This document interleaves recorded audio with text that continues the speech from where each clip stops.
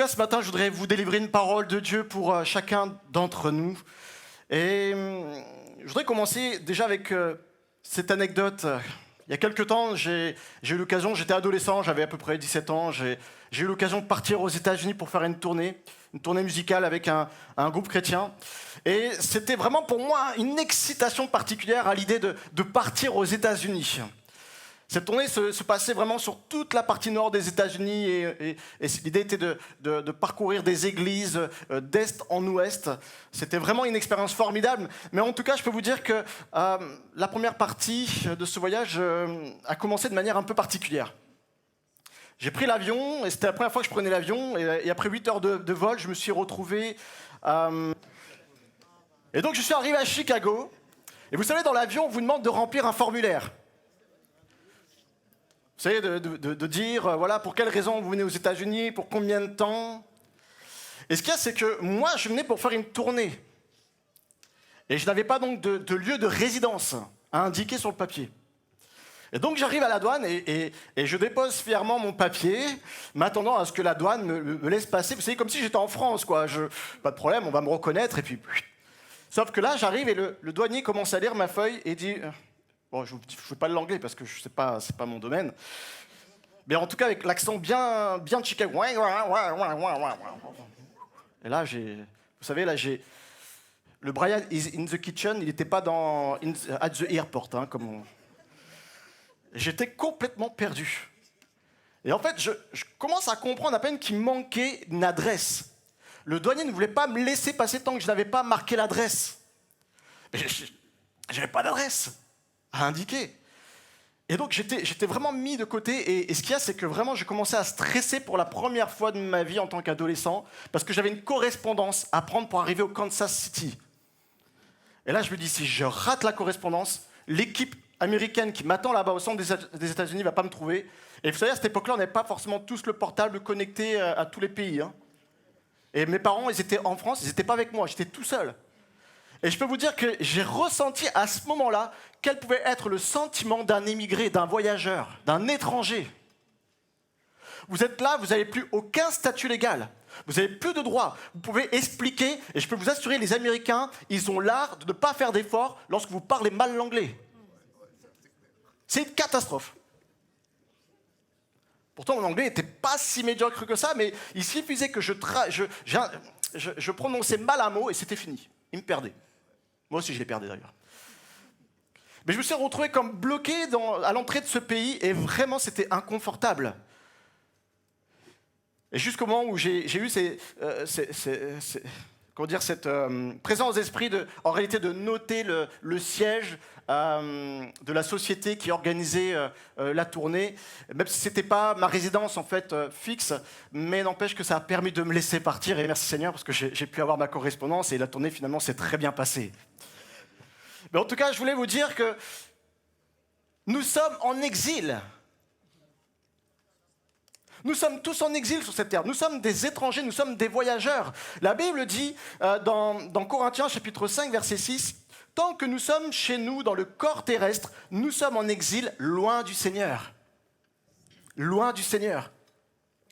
Et vous savez, il y a des personnes qui partent en exil par obligation. Et je lisais récemment, il y a plus de 20 millions d'Ukrainiens qui sont en exil. Sauf qu'eux, ils sont en exil par obligation. Mais j'aimerais vous parler ce matin d'un tout autre exil, un exil par obéissance. Et le premier homme qui a vécu cet exil dans la Bible, c'est Abraham. Rappelez-vous de ce que va dire l'Éternel à Abraham. Il dit « Va-t'en de ton pays, de ta patrie, quitte tout en quelques mots, et de la maison de ton père dans le pays que je te montrerai. » Et puis nous allons lire ensemble dans Hébreux chapitre 11, verset 8, il dit quoi ? Il dit, c'est par la foi qu'Abraham, lors de sa vocation, celle de ce que l'Éternel l'appelle à quitter sa patrie, quitter tout quitter, sans savoir où il allait d'ailleurs, est parti, il a obéi et il est parti pour un lieu qu'il devait recevoir en héritage. Et qu'il partit sans savoir où il allait. Et c'est par la foi qu'Abraham vint s'établir dans la terre promise comme dans une terre étrangère, habitant sous des tentes, ainsi qu'Isaac et Jacob, les cohéritiers de la même promesse, car il attendait la cité qui a de solides fondements, celle dont Dieu est l'architecte et le constructeur. Et c'est dans la foi qu'ils sont tous morts sans avoir obtenu les choses promises. Mais ils les ont vus et ils les ont salués de loin, reconnaissant qu'ils étaient étrangers et voyageurs sur la terre. Et nous voyons que Abraham reconnaissait qu'il était voyageur et étranger. Il avait admis par obéissance. Il avait conscience qu'il était en exil loin du Seigneur. Et que sa résidence n'était pas la terre, mais sa résidence était la patrie céleste. Et de la même manière, nous qui sommes sur cette terre, mais qui avons donné notre vie à Christ, nous ne sommes ni des résidents, ni des concitoyens de la terre. Mais la Bible nous dit que, comme Paul, que nous sommes les concitoyens des saints.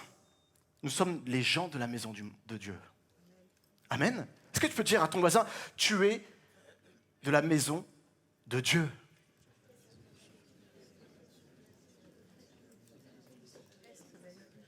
C'est en cela que Jésus va dire, mais ok, nous sommes dans ce monde, mais nous ne sommes plus du monde. Et aujourd'hui, nous sommes là, nous vivons sur cette terre, mais nous ne sommes plus de cette terre. La terre n'est pas notre finalité. La terre n'est qu'une résidence provisoire. Et c'est pour ça que, comme Abraham, j'aimerais vous poser cette question ce matin. Est-ce que vous reconnaissez que vous êtes des exilés, tels des voyageurs et des étrangers sur terre? Est-ce que c'est votre position ce matin? Et vous savez, lorsqu'il y a des exilés, lorsqu'on voit des exilés, des étrangers, on les reconnaît par leur attitude. Et lorsque nous reconnaissons comme Abraham l'idée que nous sommes des étrangers sur cette terre, ça doit se voir par notre attitude, notre comportement. Lorsque nous voyons, alors je ne vais pas citer certaines nationalités, mais qui ont une certaine manière d'être, on les reconnaît. À ce qu'ils sont, à ce qu'ils parlent, à leur culture. Et de la même manière, nous avons cette identité de Christ à montrer sur la terre. Lorsque les gens nous voient, ils doivent percevoir en nous l'identité en Christ. Ils ne doivent pas percevoir en nous un Jean de ce monde, une personne de ce monde. Mais ils doivent percevoir en nous des concitoyens des saints, des concitoyens de la cité céleste. Et la première chose que Pierre va dire aux exilés, c'est « Bien-aimés, je vous encourage, comme des voyageurs et des étrangers, à vous abstenir des désirs de la chair qui font la guerre à l'âme. » La première condition, lorsque nous sommes étrangers, c'est de nous abstenir des désirs de la chair qui font la guerre à l'âme. Vous savez, lorsque nous voyageons, y a-t-il des voyageurs parmi vous là? Y a-t-il des personnes qui aiment aller dans des pays étrangers? Vous savez, lorsqu'on va dans des pays étrangers, il y a des choses qu'on aime faire, c'est regarder tout ce que l'on peut prendre. Oh, ça j'aime bien, on va prendre ça, on va prendre ceci, cela. Puis on voit la culture. Et on est toujours intrigué. Alors il y a une première chose, en tout cas avec mon épouse, sur laquelle on est vigilant, c'est de s'assurer de ne pas trop charger la valise. Et je pense qu'on est tous dans ce dilemme. Hein. On aimerait prendre plein de choses avec nous. Hein. Le problème, c'est qu'on sait que la facture risque d'être grosse à l'aéroport. Il y a même des sociétés, des compagnies qui s'amusent à avoir des formats de bagages qui n'existent pas en vente. Vous savez, comme ça, ils sont sûrs que derrière, ils vont vous facturer une plus-value. Mais en tout cas, lorsque nous allons dans un pays étranger, on prend attention à ne pas se charger trop la valise, n'est-ce pas? Et j'aimerais vous dire ce matin que Jésus s'est donné à la croix. Non pas dans l'idée de se charger des choses de la terre, mais dans l'idée de nous décharger des choses de la terre. Parce qu'il est utile, lorsque nous allons partir dans les cieux, de ne pas être encombrés de choses qui viennent d'en bas. Et il ne faut pas attendre d'arriver aux portes de la cité céleste pour comme être devant une porte de douane et savoir si notre bagage est conforme.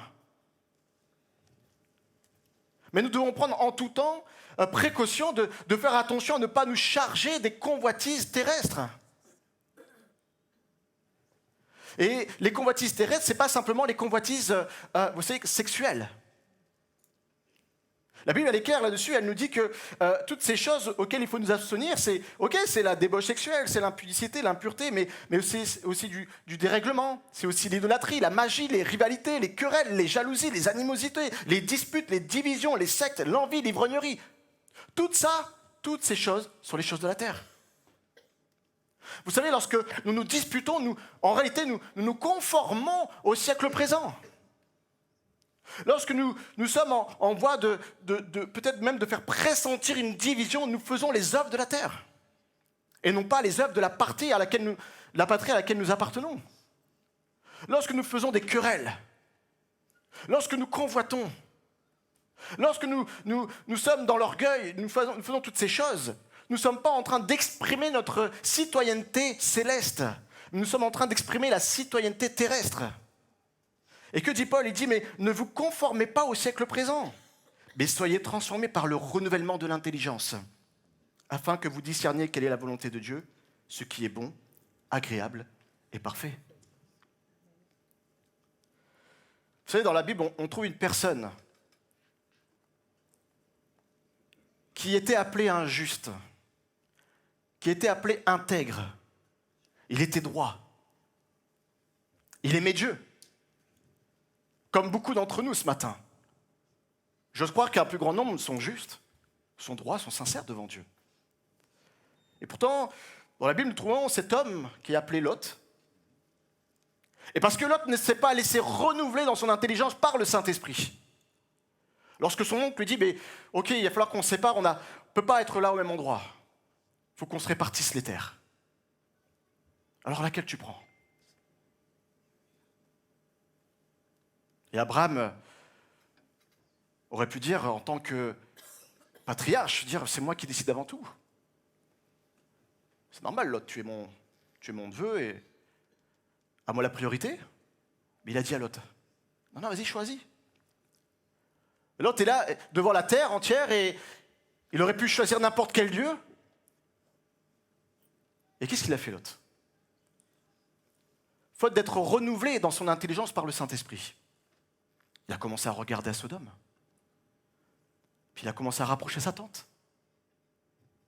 Puis bien plus, il a commencé à dire, mais...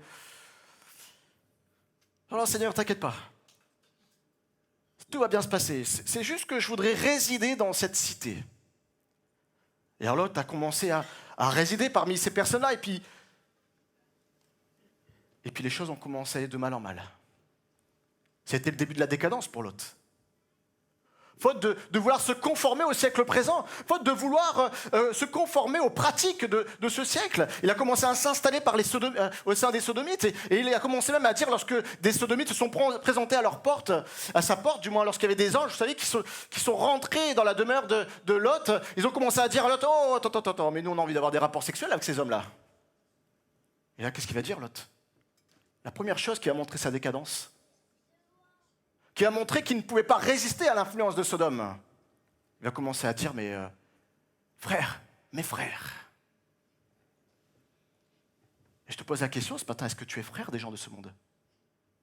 Est-ce que tu les considères comme tes frères ou est-ce que tu les considères comme des étrangers? Et considérer des hommes comme des étrangers ne veut pas dire ne pas avoir d'amour pour eux. Mais c'est de montrer une distinction entre les gens de ce monde et nous-mêmes. Mais Lot n'a pas fait cela, il a commencé à les considérer comme ses frères. Et puis plus tard, cette corruption de ce monde, corruption de Sodome, a commencé à atteindre le cœur de sa femme, de ses gendres et de ses filles. À tel point que lorsque Dieu les invita la famille de Lot, sa femme, ses gendres, ont commencé à regarder à leur attachement à Sodome. Les gens sont restés à Sodome, ils sont morts. Et quant à sa femme, qu'est-ce qu'elle fait?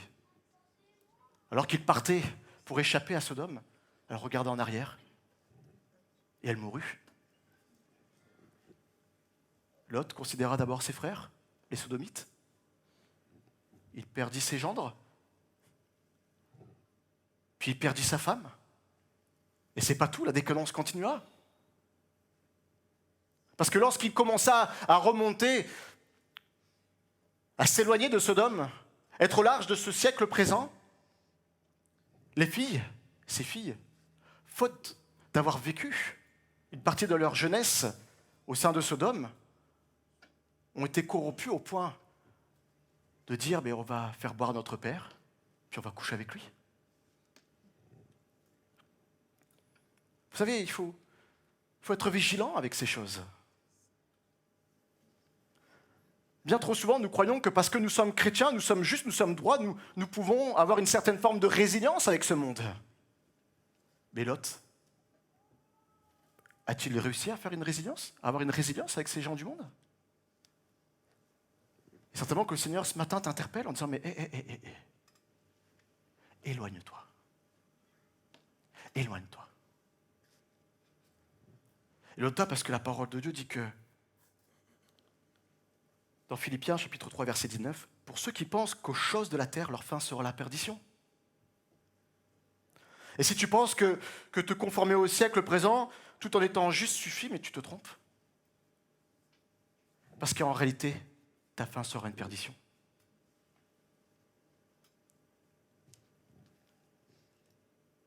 Mais comme le dit Job, si nous prenons soin de garder notre cœur attaché aux choses d'en haut et non pas aux choses d'en bas, alors comme le dit Job, dit attache-toi donc à Dieu et tu auras la paix, tu jouiras ainsi du bonheur. Tu auras la paix et tu jouiras du bonheur. Alors puissions-nous nous garder de nous confondre avec les gens de ce monde. Mais cela ne veut pas dire de vivre tel des Amish. Vous savez, dans l'idée de dire non, on ne se mélange pas à eux, nous. On se met à la carte de tous et on vit entre nous, au risque d'être dans la consanguinité. C'est pas ce que Dieu nous appelle. D'ailleurs, Jésus a dit, mais non, je te prie pas, Père, de les ôter de ce monde. Pourquoi? Parce que nous devons être sel et lumière dans cette terre.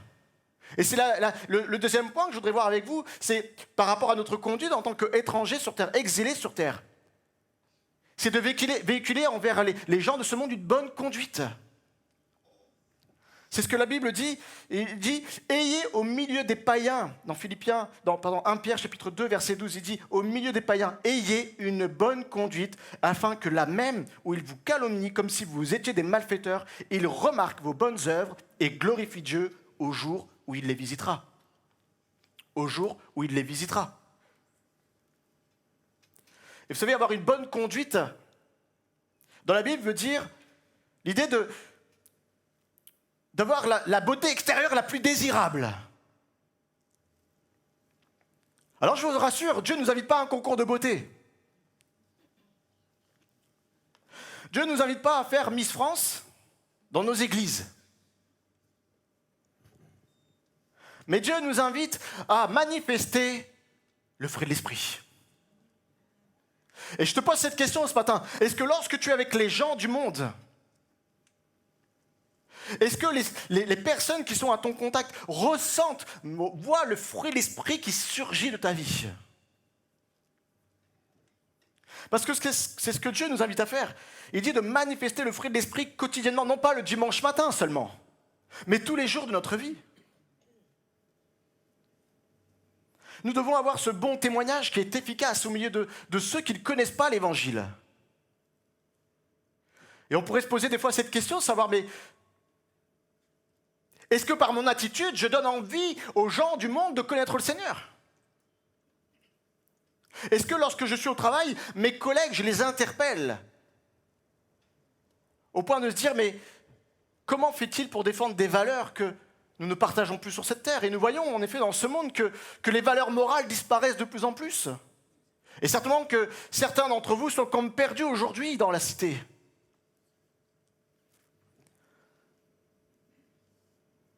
Guillaume disait, oui, aujourd'hui, il n'y a même plus de distinction entre hommes et femmes. Et aujourd'hui, on pourrait être perturbé dans tout ça. Et vous savez, malheureusement, ce qu'on a tendance à faire en tant que chrétien, c'est de se retirer, de s'écarter totalement de ces gens. Mais la parole de Dieu nous dit, non, tu vas aller au milieu d'eux. Non pas pour te conformer à ce qu'ils font, mais pour que tu sois le sel et lumière. Tu es l'ambassadeur de Christ sur cette terre. Tu es là pour représenter ta patrie céleste. Tu es là pour interpeller. Et vous savez, des fois, il y a des pays comme ça, rien qu'à leur image, rien qu'à voir les citoyens, on a envie d'y résider. Hein. Il y a des pays qui sont attirants quand même dans le monde. Ah, j'aimerais bien avoir cette nationalité-là. Parce qu'on voit les choses, comment elles fonctionnent dans le pays étranger, et elles sont belles, et les valeurs sont bonnes. Et elles nous intriguent, et elles nous donnent envie de les rejoindre. Mais posons-nous cette question ce matin. Est-ce que par notre comportement, nous donnons l'envie à ceux qui nous entourent de vouloir rejoindre la patrie céleste? Parce que ça doit être notre préoccupation quotidienne. Lorsque tu es au travail, est-ce que tu te préoccupes à tes paroles? Est-ce que tu soignes tes paroles de manière à ce que tes collègues soient interpellés? Est-ce que tu soignes ton attitude? Est-ce que tu soignes ta position? Est-ce que tu te différencies dans le bon sens? Ou est-ce que tu te conformes à eux? Au risque de paraître étranger, au risque d'être écarté, au risque d'être évité, au risque d'être isolé. Mais n'avons-nous pas un grand Dieu? Est-ce que la solitude sur terre ne vaut pas moins que l'assistance de Dieu? Mes frères et sœurs, nous ne sommes pas seuls. Dieu est avec nous. Dieu peut tout. Ça doit être lui notre meilleur ami et pas les gens de ce monde.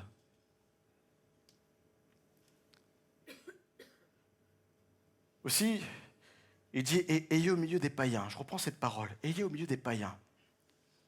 Afin que, une bonne conduite, afin que là même où ils vous calomnient, comme si vous étiez des malfaiteurs, ils remarquent vos bonnes œuvres et glorifient Dieu.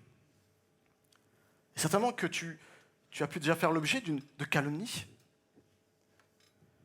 Vous savez, lorsque ces paroles ont été écrites, ça faisait référence à cette période du 1er siècle où les chrétiens étaient persécutés par des fausses accusations. On disait que c'était rebelle contre Rome. On disait qu'ils pratiquaient le cannibalisme, l'inceste, et qu'ils s'engageaient dans des activités subversives qui allaient à l'encontre de la politique romaine. Et puis on disait qu'ils s'opposaient à l'esclavage et qu'ils étaient athées parce qu'ils refusaient d'adorer César ou les dieux même des Romains. Et que faisaient les chrétiens? Ils ne bronchaient pas. Ils ne se sont pas mis à dire « Non, non, c'est faux ». Ils ne se sont pas mis en guerre. Mais ils n'ont pas bronché. De la même manière, si nous faisons peut-être l'objet de calomnies dans notre travail, peut-être même au sein de notre famille, efforçons-nous de les confondre par notre attitude, non pas en ayant une attitude de révolte, non pas en essayant de leur expliquer que c'est eux qui ont tort et que nous avons raison, mais en leur témoignant l'amour de Christ.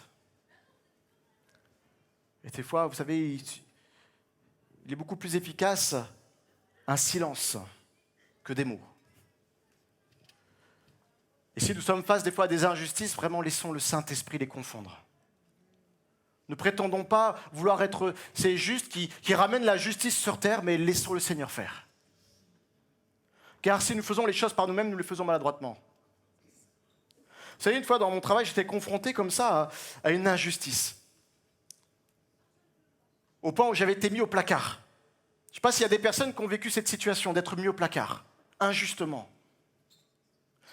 J'ai été mis au placard parce qu'il n'y avait aucune raison de pouvoir m'évincer, de pouvoir m'enlever de ce travail parce que j'étais irréprochable. Le problème, c'est que par mon témoignage, je posais problème. Je ne me corrompais pas, à ce que le chef de service ou l'autorité voulait que je fasse.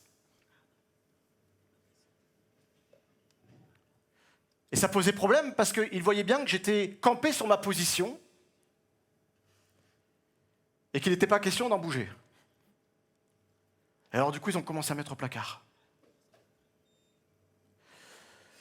Et j'aurais pu commencer à solliciter le tribunal, les grandes instances, administrative. Parce que j'avais de quoi argumenter. Et le Saint-Esprit me dit, non Sylvain, tais-toi. Laisse-moi faire. Parce que si tu es là, c'est pas en vain. Si tu étais placé et que tu vis ces circonstances, c'est pas en vain, c'est pour que ma gloire resplendisse au milieu de ces gens. Sauf que maintenant, c'est bon, tu as fait ta part. Je te demande simplement de rester comme ça, inerte. Et maintenant, c'est à moi de faire les choses. Alors j'ai commencé à me taire. Et j'ai commencé à accepter à faire les tâches qu'on me demandait. Vous savez, j'étais des tâches de... Moi, j'étais ingénieur territorial et puis on commençait à me faire des tâches administratives. Alors, c'est pas que je dénigre les tâches administratives, mais vous comprenez que je commençais un peu à m'ennuyer. Et c'était même au point qu'une fois, il y a même une secrétaire qui est venue et qui me dit « Tiens, Sylvain, c'est à toi de le faire maintenant. » Avec son beau sourire. Je dis « Oui, il n'y a pas de problème. » Je vais même lui montrer que je suis capable de le faire mieux qu'elle. J'ai pas de problème avec ça. Et alors, je voyais des collègues qui étaient là, qui se disaient là, mais comment va-t-il réagir? Qu'est-ce qu'il va faire? Est-ce qu'il va réagir comme nous, on aurait réagi? Moi, à sa place, je partirais au taquet.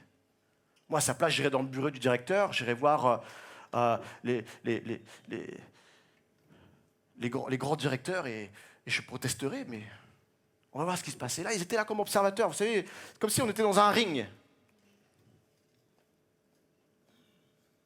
Mais je restais dans le silence. Jusqu'au jour, les collègues sont venus me trouver en disant « Mais Sylvain, comment fais-tu pour rester comme ça? C'est pas normal ce qui se passe. » En réalité, par mon attitude, j'ai commencé à les confondre. Et à les amener à s'interroger sur ma position, à les interroger sur qui j'étais. Bien plus que les 3 années que j'avais pu faire dans ce lieu.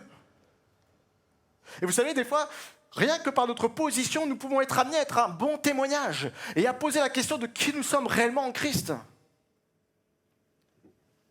Et donc les collègues ont commencé à venir me voir et à me poser les questions, mais c'est qui? Mais comment ça se fait que tu ne dis rien? Comment ça se fait que tu restes calme? Et comment tu fais pour rester calme devant cette injustice?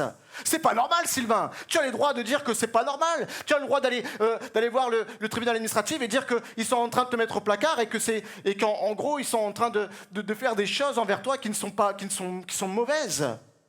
C'est de la manipulation qu'ils sont en train de te faire. Et là, je souris. Et je dis non. Je dis voilà, voyez-vous, moi je suis chrétien. Et j'ai un grand Dieu qui est juge et juste.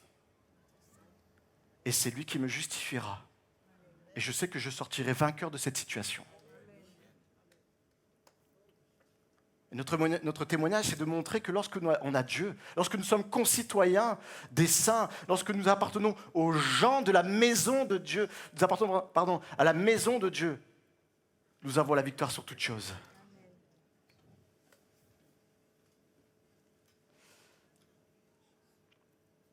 J'aimerais conclure par ce dernier verset que nous avons lu. Il dit « Abraham, attendez la cité qui a de solides fondements, celle dont Dieu est l'architecte et le constructeur. » Qu'attends-tu ce matin? Qu'attends-tu ce matin? Est-ce que tu attends, comme Lot, à résider au milieu de ces gens du monde et d'avoir une belle maison? Est-ce que ton objectif, c'est avoir une belle situation sur cette terre? Avoir un beau travail? Oui, toutes ces choses sont pas mauvaises en soi. Mais ça ne doit pas être notre finalité. Notre finalité, c'est, en tant que voyageur, c'est de garder les yeux fixés sur l'arrivée. Parce que lorsque nous gardons les yeux fixés sur l'arrivée, alors nous sommes comme encouragés à persister dans nos épreuves. Une fois, je faisais une randonnée à vélo assez longue et je montais un col. Et vous savez, à chaque fois, quand vous montez un col, vous avez des nœuds. Et il arrive que dans des virages, vous voyez le sommet. Et vous retrouvez de l'espérance. Et puis des fois, il y a des nœuds où vous êtes à l'opposé du sommet et vous ne voyez plus rien. Et là, vous vous dites, mais quand est-ce que ça arrive? Et le Seigneur voudrait nous interpeller ce matin à garder les yeux fixés sur le sommet, sur la patrie céleste. Non pas avoir les yeux fixés sur les choses de ce monde, mais avoir les yeux fixés sur la cité céleste, là où nous devons résider à terme. Et si Abraham avait cette foi qui persistait, cette foi qui était durable, c'est parce qu'il avait les yeux qui étaient rivés sur la cité céleste. La foi d'Abraham était inébranlable parce que son espérance était portée non pas sur les promesses ou les attraits terrestres. Et peut-être ce matin, tu te portes sur les promesses terrestres et tu ne les vois pas arriver et tu te décourages. Mais Dieu ne te demande pas ce matin de t'appuyer sur ces promesses terrestres. Il te demande de t'appuyer sur la promesse céleste, celle de ton devenir, celle du fait que tu vas rejoindre le Seigneur. Et tu le verras un jour assis à la droite du Père. Et tu seras dans cette cité magnifique. C'est ça la promesse sur laquelle nous devons nous appuyer. Non pas seulement aux choses que Dieu nous promet sur cette terre. Ça, ce ne sont que des étapes.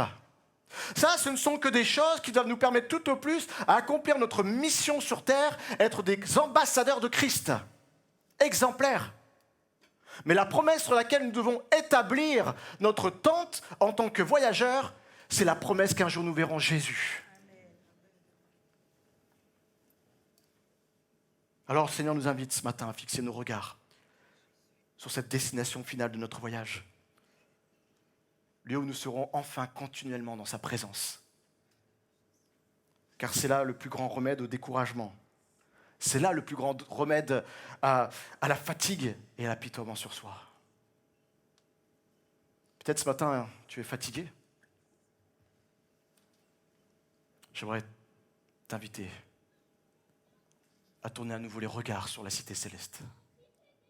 Non plus aux choses qui t'entourent, non plus à ta situation présente. Parce que toutes ces choses, quelles qu'elles soient compliquées à traverser, mais elles sont là que pour un temps. Et des fois, on a tendance à se focaliser sur la situation présente, comme si c'était l'aboutissement de notre vie. Des fois, on se borde à notre réussite dans nos études, on se borde à notre réussite professionnelle, on se borde à notre réussite familiale, on se borde à notre réussite matérielle. Et le monde nous plonge de plus en plus dans ces réussites, dans ces standards. Mais mes frères et sœurs, nos standards ne doivent pas être ceux de ce monde. Nos standards doivent être ceux de la patrie céleste.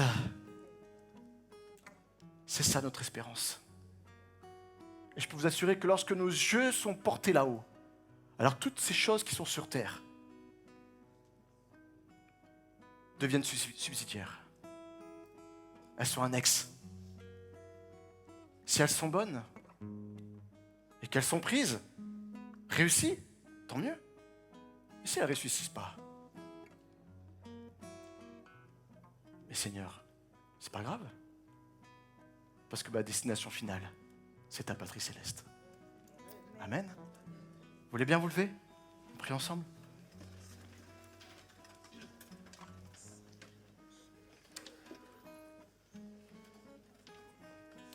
Seigneur, je te prie ce matin